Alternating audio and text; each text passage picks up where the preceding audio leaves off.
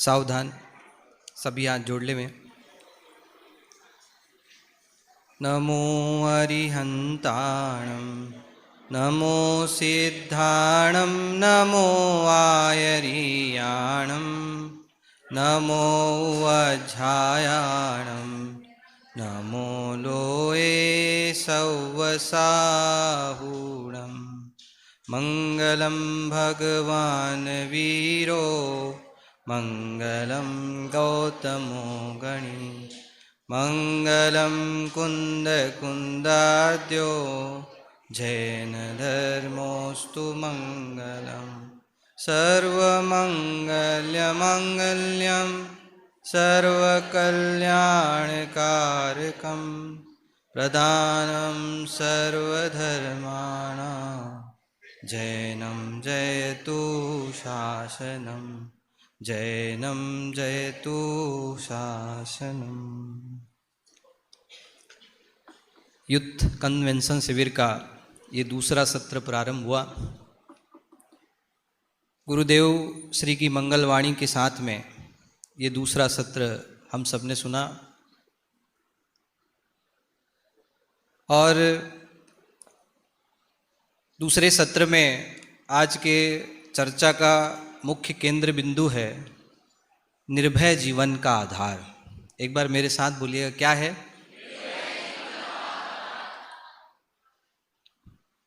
वैसे यहाँ पर जो भी आए हैं मेरे को तो ऐसा लगता है कि सारे लोग निर्भय ही हैं और सारे निर्भय लोग के लिए एक बार जोरदार ताली बजा करके स्वागत, अभिनंदन।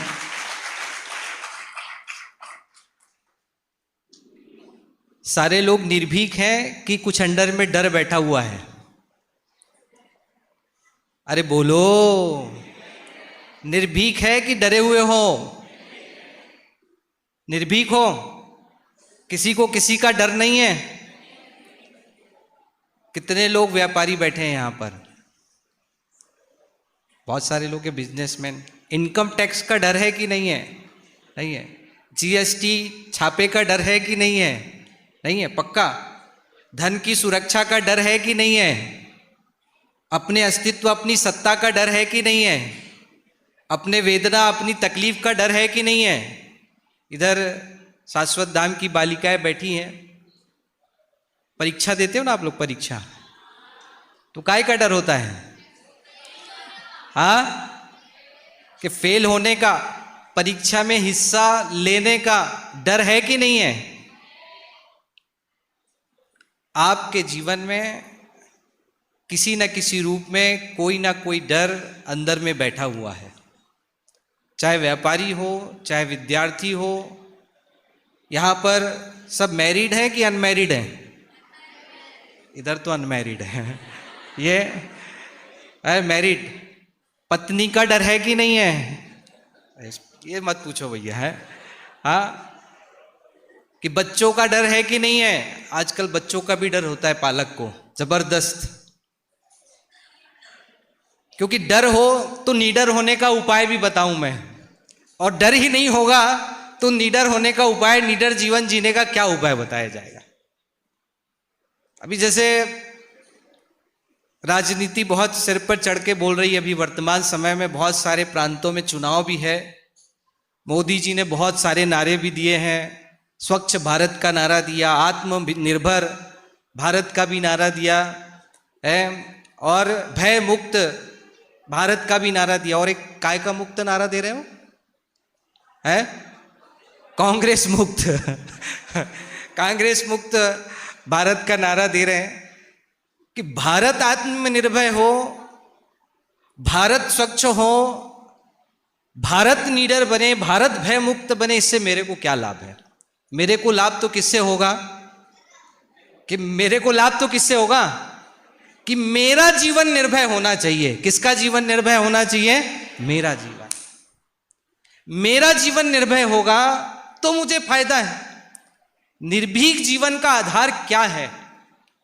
समझ में आया कि नहीं आया? तो आपको पहले तो ये समझ में आना चाहिए कि वास्तव में डर तो है, डर तो अपने अंदर में है। प्रति क्षण अंदर में अपने किसी ना किसी प्रकार का कोई ना कोई डर बैठा हुआ है।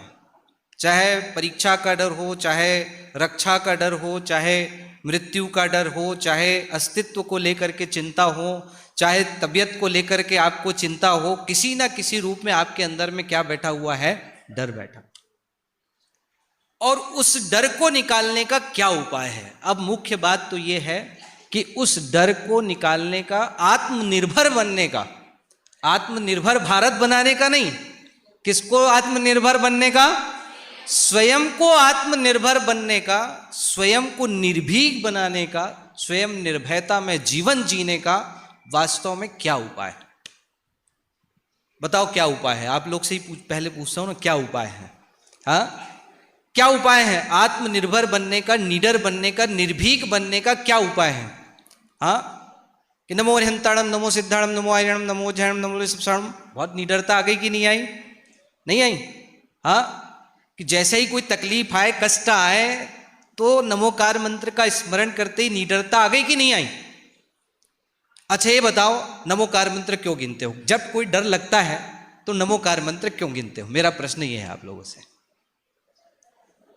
अरे बोलो, हाँ, क्यों गिनते हो?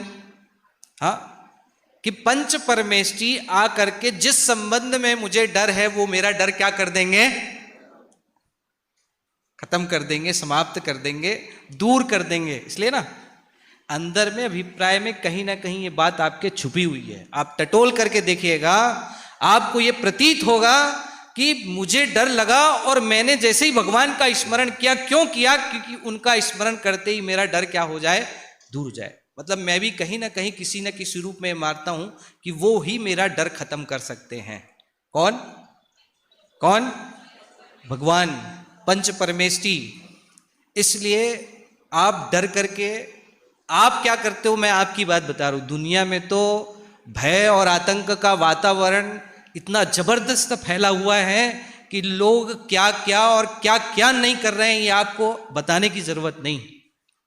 आप विचार करके देखो, कल्पना करके देखो, इतना भयंकर भय और आतंक का वातावरण आज हिंदुस्तान के अंदर में, देश के अंदर में, हर व्यक्ति के अंदर में बैठा हुआ है। हर व्यक्ति डरा हुआ है और डर करके क्या क्या नहीं कर रहा है।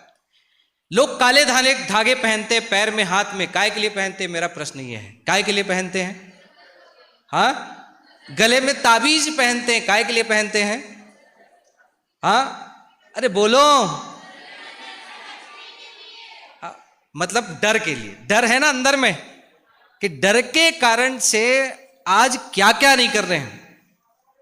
कितने लोग अपने हाथों में, अंगूठी में रत्न धारण करके यहां पर आए हुए हैं? बताओ मेरे को जरा। हीरा, माणक, पन्ना, मोती। मेरा प्रश्न है आपसे केवल कि आप क्यों धारण करके बैठे हो? बताओ मेरे को जरा। हाँ, क्यों धारण करके बैठे हो? कि मोती इसलिए धारण करके बैठे हैं क्योंकि शांति मिलेगी उससे। छीनी उंगली में मोती धारण करने से क्या आती है? शांति आती है। गजब हो गया। एक जड़ रत्न में इतनी ताकत है कि चैतन्य रत्न के अंदर में शांति पैदा कर दे। बोलो, आप कल्पना करके देखो कितनी भयंकर भय और आतंक का वातावरण है और कहां लहर दौड़ रही है। विचार करके देखो आप। भाई रत्न क्यों धारण किया हुआ है व्यक्ति? मेरा प्रश्न है, रत्न क्यों धारण किया हुआ है? भैया क्यों धारण करते हैं रत्न? क्या नाम है आपका? हाँ, देशक। अच्छा, देशक आपका नाम भैया? पंकज भैया। क्यों धारण करते हैं रत्न? भला हो जाएगा। समझा है कि नहीं है? मतलब कोई ना कोई आपको ऐसा डरा दिया होगा। ज्योतिष का व्यापार कैसे चलता है? डर से। आप यदि ये नहीं करोगे, ऐसा नहीं पहनोगे, ऐसा नहीं करोगे, तो आपका क्या हो जाएगा? सत्यानाश हो जाएगा। उनकी भाषा में कहें, है काय का वातावरण बना के रखा है उसने? भय का। जितने भी दुनिया के देवी देवता हैं, जितने भी जगत के जितने भी गुरु भगवंत दिखाई देते हैं बाहर में, वो सबकी शरण में दुनिया जाती है तो काय के लिए जाती है? हाँ, शांति के लिए। क्यों जाती? शांति के लिए, क्योंकि वो भय मुक्त कर देंगे आपको। अरे वो बुलाते ही इसलिए हैं कि मैं, मेरी शरण में यदि तू आएगा तो मैं तेरा भय क्या कर दूंगा? दूर कर दूंगा। और ज्यादा भयभीत कर देते हैं लोग, तो उनको देख करके और डर जाए, उनका स्वरूप ही देख के डर जाए। विचार करना। अच्छा, गजब की बात देखो आप, डर और भय का इतना जबरदस्त वातावरण अंदर है कि व्यक्ति मकान भी बनाता है तो वास्तु से पूछ करके मकान बनाता है, क्योंकि उसको ऐसा लगता है यदि खिड़की दरवाजा भी इधर उधर हो जाएगा तो मेरे अस्तित्व का क्या हो जाएगा, नाश हो जाएगा, खतरा है मेरे अस्तित्व के लिए वो भी। अब मेरा प्रश्न है आप लोगों से, खिड़की दरवाजे से किस किस लोग को खतरा है? हाथ खड़े करके बतलाना जरा मेरे को।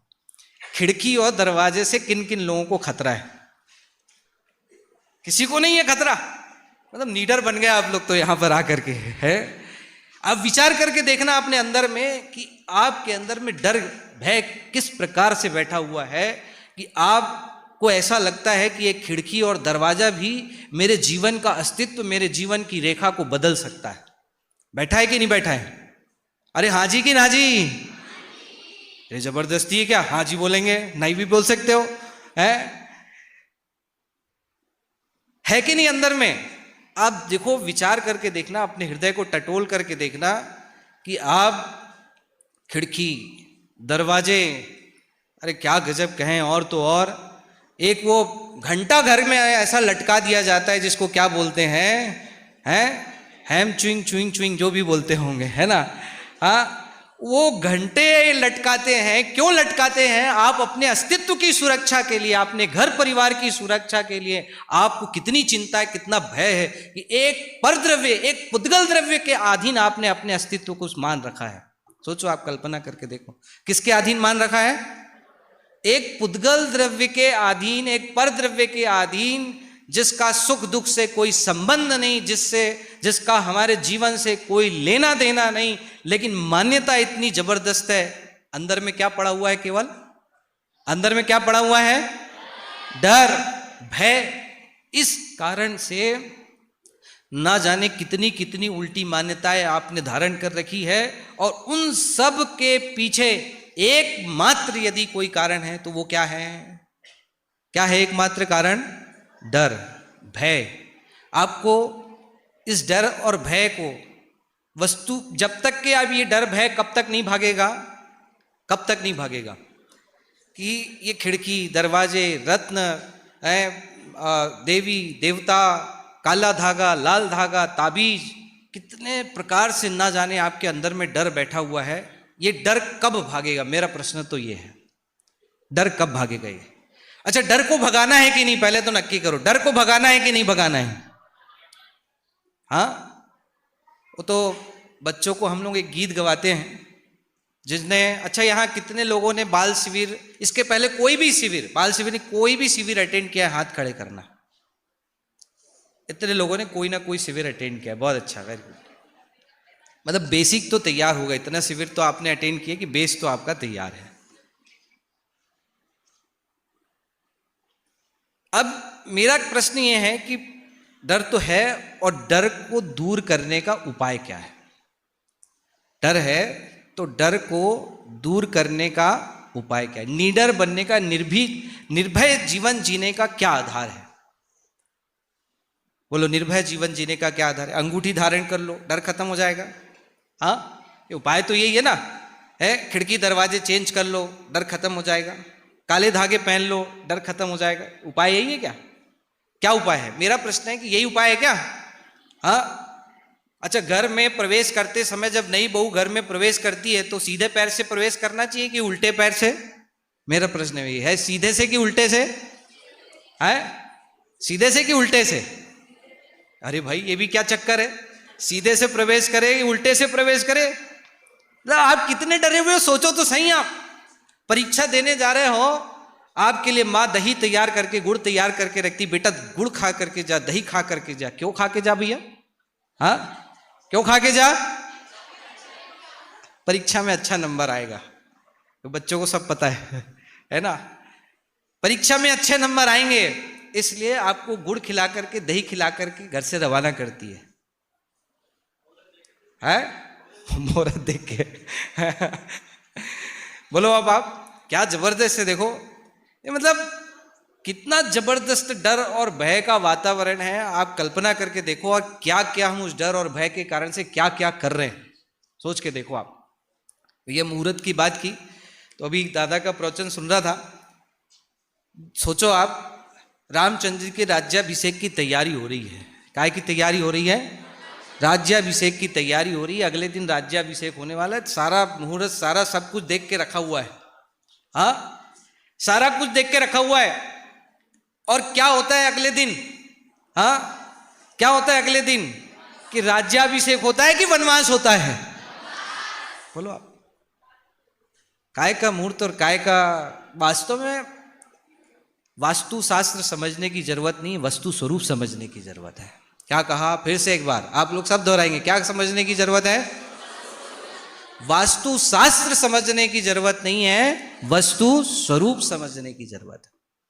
बिना वस्तु का स्वरूप समझे आत्मनिर्भरता नहीं आ सकती, निडरता नहीं आ सकती।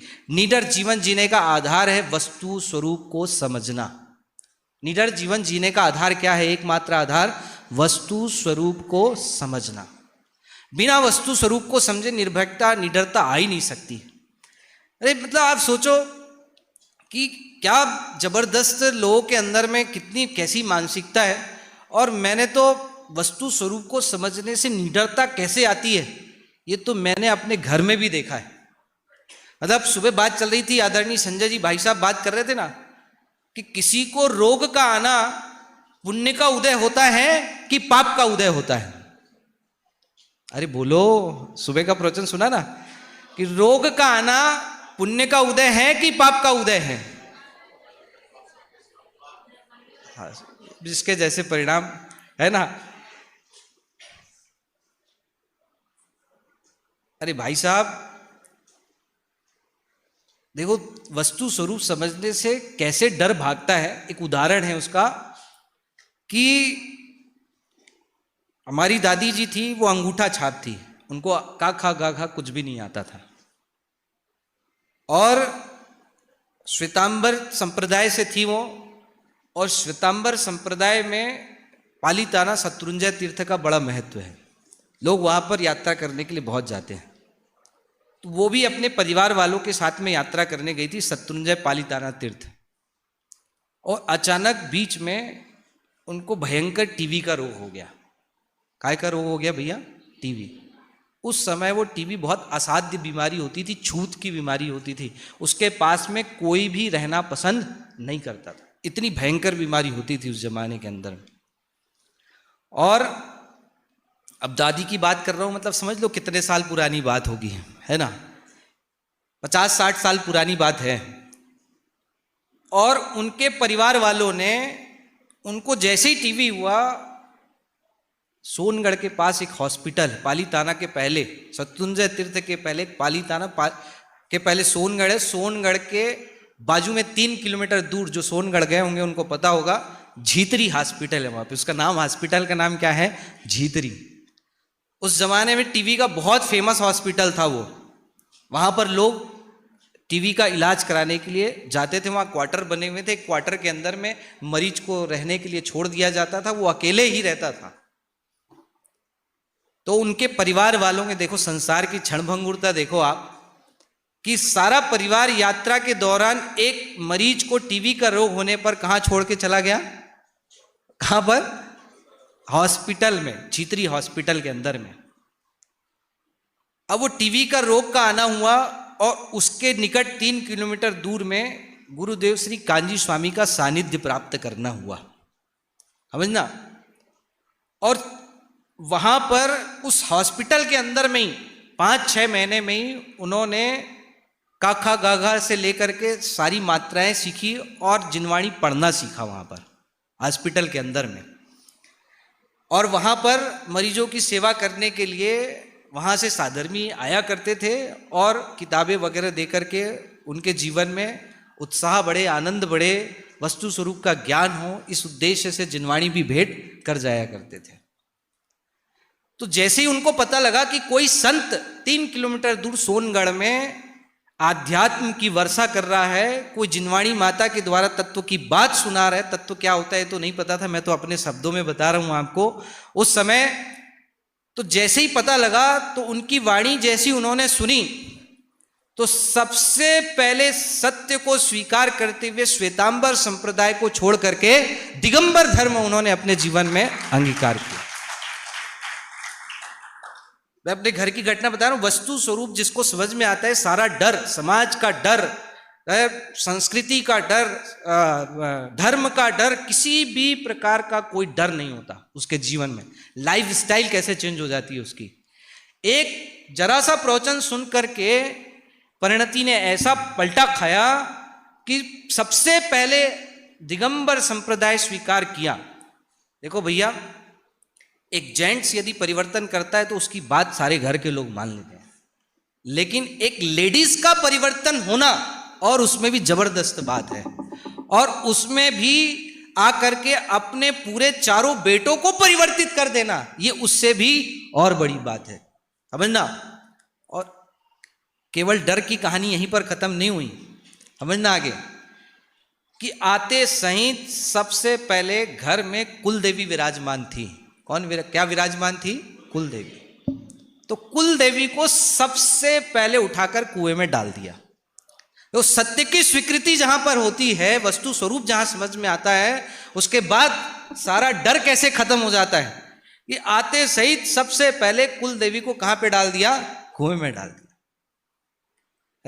विराट जी भाई साहब वो गाना सुनाते बच्चों को, नहीं डर किसी का, नहीं भय किसी का, नहीं डर किसी का, हम होंगे, हाँ बोलो बोलो बोलो, हम होंगे ज्ञानवान, हम होंगे ज्ञानवान, हम होंगे ज्ञानवान एक दिन, हो मन में है विश्वास, पूरा है विश्वास, हम होंगे ज्ञानवान एक दिन। कैसे होगा ये? कि डर खत्म कर दो अपने अंदर से, भय खत्म कर दो। क्या डरना, किससे डरना, क्यों डरना। और ये चीज बिना वस्तु स्वरूप को समझे नहीं आ सकती। वो वस्तु स्वरूप क्या है और कैसा है, ये मैं आपको थोड़ा आपको माइंड में क्लियर हो जाए विषय, सब्जेक्ट, उसके बाद मैं विषय चालू करूंगा। तो भय और डर का कार्यक्रम यहीं खत्म नहीं हुआ, कुएं में डाल दिया। फिर कहते तुरंत ही घर में मेरे पिताजी को और बड़े पिताजी को चिकन पॉक्स हो गया। क्या हो गया? वैसे ही क्या हो गया? Chicken pox. चिकन पॉक्स समझते ना? हाँ, माता निकल गई, और माता निकली तो लोगों ने क्या कहना प्रारंभ किया होगा, ये आप समझ सकते हैं। हाँ, कि जैसे ही माता निकली, देखो तुमने किया ना ऐसा, कुएं में डाला ना, धर्म छोड़ दिया ना, इसलिए तुम्हारे को ऐसा हुआ। अब बच्चे मर जाएंगे, भूखे रहेंगे, कोई तुमको देखने वाला नहीं होगा। इतनी उलाहना सुनने के बाद जो दादी जी के वचन थे वो क्या थे? कि मेरे बच्चे मरते हो तो मर जाएं, समझना, लेकिन मैं किसी देवी देवता के शरण में जाने वाली नहीं हूं, समझना। मतलब उस समय एक देवी का बहुत प्रचलन था, आज भी होगा, ध्यान नहीं है, वो शीतला है ना। वो जब भी जिसको भी चिकन पॉक्स होता था तो लोग उसका पानी छिड़कने के लिए जाते थे, समझना भी। कैसे कैसे भय और आतंक का वातावरण आपके अंदर में। आपकी भी माँ है, पिता है, वो भी जरा सा आपकी परिस्थिति अगर थोड़ी सी भी 19-20 होती ना, तो कितने भयभीत हो जाते, कितने डर जाते और गलत मार्ग में चले जाते हैं। क्यों? क्योंकि वस्तु स्वरूप का ज्ञान नहीं है। उन्होंने बोला मरते हो तो मर जाएं, लेकिन मैं किसी कुदेव की शरण में नहीं जाऊंगा। और उनने अपने बच्चे को लेकर सम्मेद शिखर की यात्रा करने के लिए ले गई, और अपने आप स्वतः ही रोग भी ठीक हो गया और लोगों का बोलना भी बंद हो गया। तो इस कहानी से क्या शिक्षा मिली?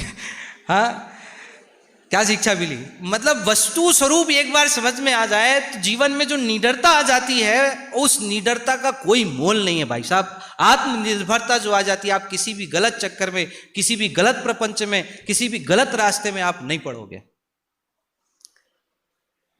पंडित जुगल किशोर जी मुख्तार ने भी मेरी भावना के अंदर में यही उपाय बतलाया है। आप देखिएगा, मेरी भावना में सारी पंक्तियां लिखी, आपने सारी पंक्तियां याद भी होगी। लक्ष्मी आवे या जावे, लाखों वर्षों तक जीऊं या मृत्यु आज ही आ जावे, अथवा कोई कैसा भी भय या लालच देने आए। अच्छा ये बताओ कि ऐसी परिस्थिति अपने सामने खड़े हो जाए, क्या उपाय? लक्ष्मी आवे या जावे, लाखों वर्षों तक जीऊं या मृत्यु आज ही आ जावे, क्या उपाय? धागा पहन लो, मंत्र तंत्र के चक्कर में पड़ जाओ, देवी देवता के चक्कर में पड़ जाओ, क्या उपाय है? अपन तो यही उपाय करते हैं ना, शॉर्ट, समझ में कि तत्काल ये भाई धागा पहने हो, काम हो जाना चाहिए, क्योंकि अपने को ये उपाय सरल लगता है। अपने को ये उपाय कैसा लगता है? सरल लगता है। तो क्या करना, धागा पहन लिया, हो गया काम खत्म, रक्षा सूत्र बांध लो, रक्षा हो जाएगी हमारी। हाँ, ये उपाय अपने को बहुत इजी लगता है। एक माता को काला टीका लगाना बहुत इजी लगता है, क्योंकि काला टीका लगाने में क्या लगता है, एक डब्बी से ये निकाला और ये लगा दिया, हो गया काम खत्म। हाँ, कितना सरल उपाय। अरे भाई साहब, इतना सरल उपाय है, ये सरलता के कारण से लोग जो सही उपाय है उस उपाय को समझना नहीं चाहते। समझो आप, पंडित जुगल किशोर जी मुख्तार ने ये सारी पंक्तियां लिखी, जितने भी, इष्ट योग हो, अनिष्ट योग हो, सहनशीलता दिखलावे, है ना, अथवा कोई कैसा भी भय या लालच देने आए। उपाय क्या बताया? मेरा प्रश्न तो ये, उपाय क्या बताया? अंतिम पंक्ति क्या है इस मेरी भावना की? वस्तु स्वरूप विचार खुशी से सब दुख संकट सहा करे। क्या उपाय बताया आखिरी में जाकर के? एक ही उपाय, वस्तु स्वरूप विचार खुशी से सब दुख संकट सहा करे। उपाय यही है, दूसरा कोई उपाय नहीं भाई, समझ में आया? तो प्रश्न खड़ा होता है कि आखिर वस्तु क्या है? किस वस्तु स्वरूप का विचार करने से अपने भय दूर हो जाएंगे, अपने में आत्मनिर्भरता आ जाएगी, अपने में स्वतंत्रता का भाव भाषण हो जाएगा, अपने को रत्नत्रय की प्राप्ति हो जाएगी, अपने को मोक्ष रूपी मंजिल मिल जाएगी, अपना कल्याण हो जाए। आखिर ऐसा क्या है वस्तु का स्वरूप? सुबह थोड़ी सी चर्चा चालू की थी अनुभव जी ने कि वस्तु का स्वरूप क्या है। क्या है वस्तु का स्वरूप? वस्तु कैसी है? तो मैं एकदम सरल शब्दों में आपको बता देना चाहता हूं, वस्तु द्रव्य, गुण और पर्यायात्मक है। फिर से आप लोग सब साथ में दोहराएंगे, वस्तु कैसी है? वस्तु कैसी है? ठीक, कैसी है वस्तु? ठीक है। अब इसके अंदर में 3 शब्द आए। कितने शब्द आए इसके अंदर में? 3। जो वस्तु है वह द्रव्य, गुण और पर्यायात्मक है। मेरा प्रश्न यह है, ये तो बाल बोध भाग 3 में जिसने भी पढ़ा है वो हाथ खड़ा करे सबसे पहले। तो कई लोग तो इस डर के मारे हाथ नहीं खड़ा कर रहे, पूछ देंगे तो, है ना, यहीं पे गड़बड़ हो जाएगी। अरे कोई दिक्कत नहीं, चर्चा करने आए हैं अपन यहाँ पर, स्वाध्याय करने आए हैं यहाँ पर। अगर सही बोलोगे तो ठीक, गलत बोलोगे तो सही हो जाएगा, है ना। ये शाश्वत धाम की बालिकाएं तो यहाँ पर अध्ययनरत हैं ही अभी। मैं ज्यादा परिभाषाओं में आपको उलझाऊंगा नहीं, सीधा प्रैक्टिकल से आगे बढ़ते चलूंगा। 3 शब्द आए इसके अंदर में। कौन से 3 शब्द आए? द्रव्य, गुण और पर्याय। ठीक है। इन 3 शब्द, ये 3 शब्द बहुत सैद्धांतिक शब्द हैं। उन 3 शब्दों को पंडित गोपाल दास जी बरैया ने द्रव्य संग्रह, मोक्ष शास्त्र, पंचाध्यायी आचार्य भगवंतों के अनुसार एक परिभाषात्मक रूप दिया है। किसने दिया है? पंडित गोपाल दास जी बरैया ने, लघु जैन सिद्धांत प्रविष्का में। कितने शब्द हैं भैया? 3। कौन कौन से? द्रव्य, गुण और पर्याय। ठीक है। आपका नाम क्या बताया था आपने? पंकज भैया। कि पंकज भैया लाल कलर का कुर्ता पहने हुए हैं। आप आइडेंटिफाई करना सीख जाओ, परिभाषा अपने आप सीख जाओगे। मैंने क्या कहा? पंकज भाई लाल कलर का कुर्ता पहने हुए हैं। मेरा प्रश्न यह है कि इसमें द्रव्य क्या है, गुण क्या है और पर्याय क्या है? इधर पुरुष वर्ग में से पहले, फिर उसके बाद महिला वर्ग की ओर अग्रसर होऊंगा।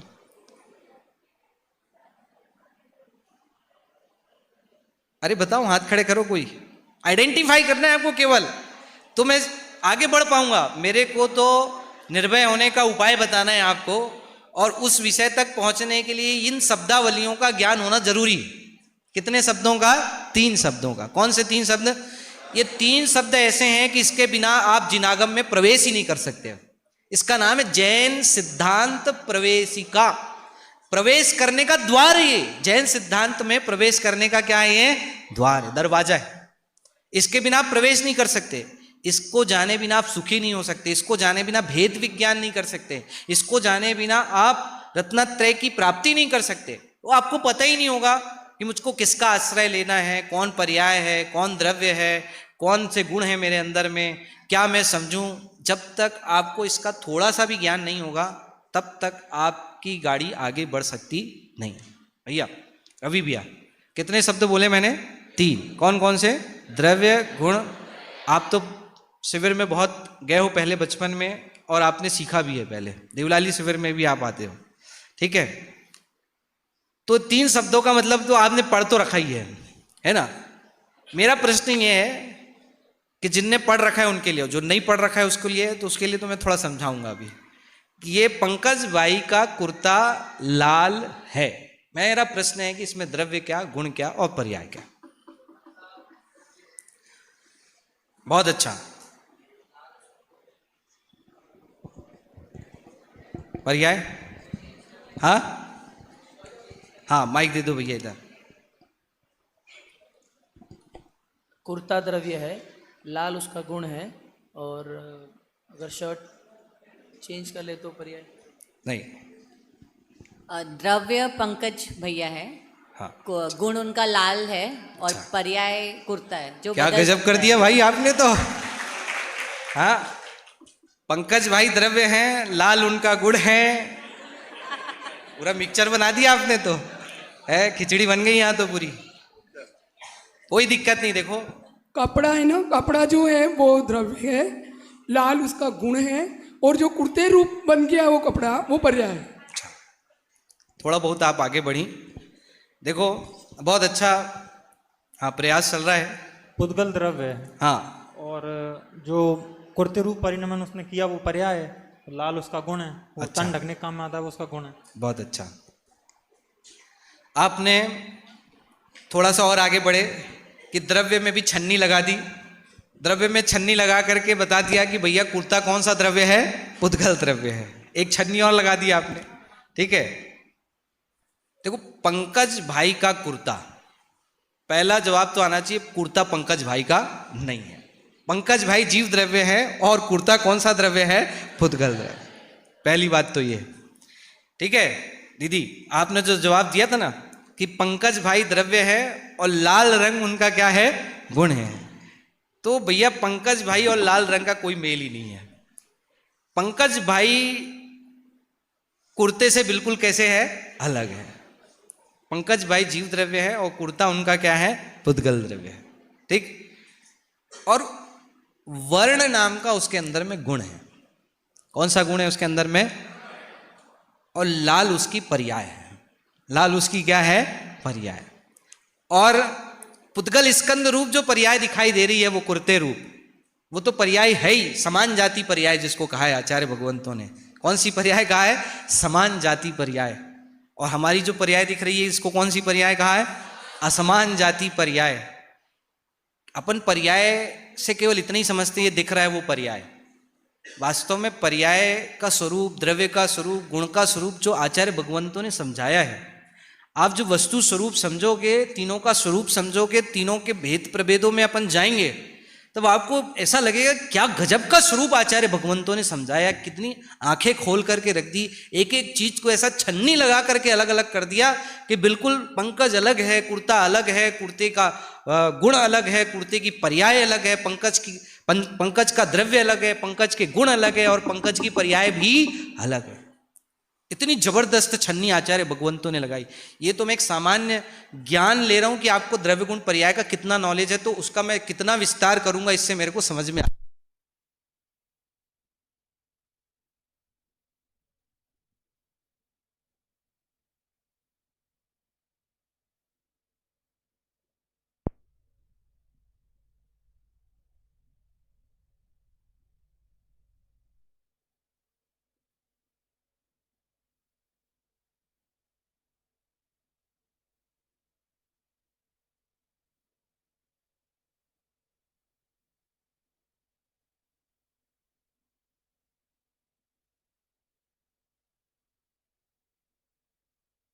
चीज सहज लगने लगेगी आपको। हर चीज कैसे लगने लगेगी? सहज। अब लाइट बंद हुई, क्या बंद हो गई? लाइट बंद हो गई, माइक बंद हो गया, दूसरा माइक आ गया। स्वतंत्रता देखो आप वस्तु स्वरूप की, आपकी आकुलता खत्म। अभी मान लो यहां पर दूसरे माइक की व्यवस्था नहीं होती, दूसरे माइक की व्यवस्था करनी चाहिए थी, माइक क्यों नहीं लेके आए? व्यवस्थापकों को कितनी तकलीफ हो जाती, कितनी आकुलता हो जाती, क्यों विराग जी है? लेकिन वस्तु स्वरूप यदि समझ में आ गया, लाइट की दूसरी व्यवस्था रखनी चाहिए थी, इन्वर्टर लगाना चाहिए था, जनरेटर लगाना चाहिए था। आप देखो, सोच के रखो, देखो भैया इतने सारे आकुलता व्याकुलता संकल्प विकल्प से बचना हो तो एक ही उपाय है। क्या उपाय है? वस्तु स्वरूप को समझना। प्रश्न इधर से क्रोध है, क्रोध, मेरा प्रश्न है क्रोध है वो द्रव्य है, गुण है कि पर्याय है? लेडीज, क्रोध आइडेंटिफाई करा रहा हूं अभी तो केवल कि आपको परिचय है कि नहीं, द्रव्य क्या है, गुण क्या है, पर्याय क्या है, एग्जाम्पल से पूछ करके फिर मैं समझ में आएगा कि मेरे को स्वरूप बताना है कि नहीं बताना है उसका। क्रोध है वो द्रव्य है, गुण है कि पर्याय है? एकता, यूनिटी इधर से देखने को मिलती है ना? इतनी यूनिटी की सबने एक साथ बोल दिया पर्याय। आप लोग की मुहर लग गई कि ये बात सत्य है कि असत्य है? अच्छा, इधर से भी मुहर लग गई कि सत्य है। अच्छा ये बताओ, पर्याय है तो किसी ना किसी द्रव्य और गुण की होगी, तो कौन से द्रव्य के कौन से गुण की कौन सी पर्याय है? अब इधर से प्रश्न है। हाँ, इधर से पुरुष वर्ग में से अभी केवल आइडेंटिफाई करा रहा हूं, बताएगा कोई? हाँ, बहुत बढ़िया, ताली बजा करके स्वागत है भाई साहब का। ये है तो कौन से द्रव्य की पर्याय? जीव द्रव्य। क्योंकि ये, इसको गुस्सा आता है क्या? माइक को गुस्सा आता है क्या? इस पेपर को गुस्सा आता है क्या? नहीं। गुस्सा किसको आता है? मेरे को। मतलब किसके द्रव्य की हो गई है? जीव द्रव्य की। अब जीव द्रव्य में गुण को आइडेंटिफाई करना सीखना चाहिए कि भाई ये जीव द्रव्य के आखिर कौन से गुण की पर्याय हो सकती है? दर्शन, ज्ञान, चारित्र, सुख, वीर्य, कौन से गुण की पर्याय हो सकती है? तो भैया ने जवाब दिया कि चारित्र गुण की है भैया। ये चारित्र गुण की विकारी पर्याय है। कौन से गुण की विकारी पर्याय है? चारित्र गुण। बहुत बढ़िया, दोनों तरफ से मैंने एक एक एग्जाम्पल पूछ लिया, तो थोड़ा थोड़ा तो मेरे को समझ में आ गया कि थोड़ा थोड़ा आपको समझ में आता है। तीनों की डेफिनेशन भी आप लोगों ने पहले पढ़ी होगी, याद की होगी। किसको किसको डेफिनेशन याद है? शाश्वत धाम की बालिकाओं को। इधर पुरुष वर्ग में से 2-3 लोगों को याद है, ठीक है, कोई बात नहीं। आज केवल तीनों की डेफिनेशन आपको होमवर्क में दे रहा हूं मैं, ठीक है? आपका होमवर्क है। और दोपहर के रात्रिकालीन दूसरे सत्र में फिर इसकी प्रैक्टिकल चर्चा मैं करूंगा, क्योंकि 3 शब्दों का ज्ञान होगा तो प्रैक्टिकल करने में मजा आएगा। अभी तो थ्योरी है। जैसे आपको थोड़ा सा भाव भाषण हुआ कि भाई मेरे को डर है, मेरे को निर्भय बनना है, आत्मनिर्भर बनना है, मेरे को आनंद लेना है, वस्तु स्वरूप समझना है, तो भाई उसके लिए मेरे को ये चीज समझनी पड़ेगी। अब समझनी पड़ेगी तो 3 शब्द इसके याद करने पड़ेंगे। कौन से शब्द? 3। द्रव्य, गुण और पर्याय। ये 3 शब्दों की डेफिनेशन, अभी ये क्लास पूरी होगी तो इसकी पीपीटी भी बना के रखी हुई है। 2 मिनट आभास जी यहाँ पर पीपीटी लगा देंगे उसकी, आप उसमें से देख करके लिख भी सकते हैं। लेकिन मेरे को थोड़ी कमी लग रही है। नोटबुक कौन कौन लेके आए? थोड़े लोग जो नोटबुक लेके नहीं आए उनसे भी निवेदन है कि वो नोटबुक लेके आना, ठीक है? बहुत अच्छा, जो लेकर के आए उनका जोरदार ताली बजा करके स्वागत, अभिनंदन। द्रव्य, सबसे पहला शब्द क्या है? द्रव्य। द्रव्य मतलब क्या? तो आचार्य भगवंत एकदम सरल शब्दों में बोलते हैं, अनंत मतलब गुणों के समूह का नाम क्या है? द्रव्य। भैया पुरुष वर्ग में से आवाज आनी चाहिए। द्रव्य किसे कहा? याद हो गया सबको? सब अकलंक लोगों के लिए एक बार जोरदार ताली बजा दो। एक बार सुनने से याद हो गया आपको सब। कितना जबरदस्त 6 उपसमय में आप देखो तो जरा उपयोग करके देखो इसका, ठीक है? सबको याद हो गया? फिर से कि द्रव्य किसे कहते हैं? किसको कहते हैं? एक बात तो समझ में आ गई कि कोई भी द्रव्य है उसमें अवगुण नाम की कोई चीज नहीं है, दुर्गुण नाम की कोई चीज है नहीं। गुणों का भंडार है, गुणों का घन पिंड है, गुण ही गुण है जिसके अंदर में, बाकी अवगुण नाम की कोई चीज है ही। नालायक गुण हुआ कि अवगुण वाले, डरो मत भैया, मैंने आपको नालायक नहीं बोला कि नालायक गुण है कि अवगुण है। अरे द्रव्य को देखने की तुम्हारी गंदी दृष्टि है, द्रव्य को देखने की तुम्हारी क्या है? गंदी दृष्टि है कि द्रव्य में नालायक नाम का कोई गुण है ही नहीं, समझना। द्रव्य में कोई दुर्गुण होता ही नहीं, द्रव्य में अवगुण। बेवकूफ, बेवकूफ नहीं है, हाँ, बेवकूफ नाम का गुण है क्या? आचार्य भगवत ने क्या कहा? गुणों के समूह को द्रव्य कहते हैं, जिसके अंदर में क्या भरा हुआ है? गुण ही गुण भरे हुए। ठीक है। दूसरी डेफिनेशन गुण की, गुण किसे कहते हैं? जो द्रव्य के संपूर्ण भागों और संपूर्ण अवस्थाओं में रहता है उसे क्या कहते हैं? गुण। एक बार फिर से बोलना, जो द्रव्य के, बहुत बढ़िया, याद रहेगा पक्का। होमवर्क है शाम के लिए, शाम के सेशन में फिर इसकी प्रैक्टिकल चर्चा। पर्याय किसे कहते हैं? हाँ मुझे लगा भी सब फटाफट जवाब कैसे दे रहे हैं। हाँ, पर्याय गुणों के परिणमन को क्या कहते हैं? पर्याय। ये तीन शब्दों का परिभाषात्मक रूप आपको याद करके आना है। तीन शब्द हैं।